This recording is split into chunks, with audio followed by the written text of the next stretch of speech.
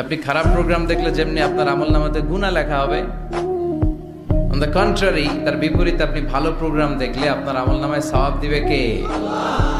একই ছুরি দিয়ে ডাকাত মানুষ মারে, আর ওই একই ছুরি দিয়ে ডাক্তার অপারেশন করে রোগী বাঁচায়। এজন্য ছুরির কোনো দোষ নাই, দোষ হচ্ছে ওই ছুরিটাকে কোন কাজে ব্যবহার করা হচ্ছে। টেলিভিশনের কোনো দোষ নাই, টেলিভিশনে আমরা লাইভ প্রোগ্রাম দেখি না? কাবা ঘরে কখন কোন সালাত হচ্ছে, যারা তাইফিন তাওয়াফকারী তারা কিভাবে তাওয়াফ করছে, মসজিদে নববীতে ঠিক এই মুহূর্তে কি পরিবেশ, কিরকম মানুষের সমাগম, তার সবগুলো দেখার সুযোগ আছে না নাই? ওখান থেকে যদি আপনি তেলাওয়াত শোনেন, আপনার উপর রহমত নাজিল করবে কে?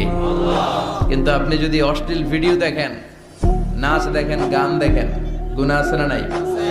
তার মানে টিভি দেখাতে কোনো দোষ নাই, দোষ হচ্ছে আপনি কি দেখছেন সেই প্রশ্নে। চিল্লায় বলেন ঠিক কিনা?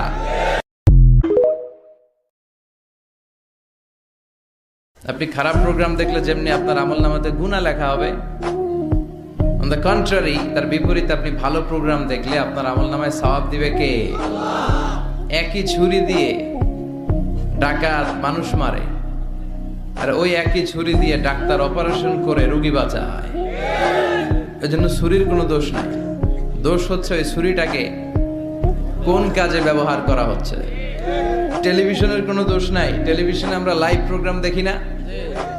কাবা ঘরে কখন কোন সালাত হচ্ছে, যারা তাইফিন তাওয়াফকারী তারা কিভাবে তাওয়াফ করছে, মসজিদে নববীতে ঠিক এই মুহূর্তে কি পরিবেশ, কিরকম মানুষের সমাগম, তার সবগুলো দেখার সুযোগ আছে না নাই?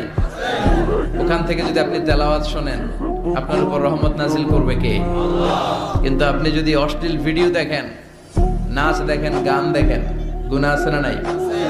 তার মানে টিভি দেখাতে কোনো দোষ নাই, দোষ হচ্ছে আপনি কি দেখছেন সেই প্রশ্নে। চিল্লায় বলেন ঠিক কিনা?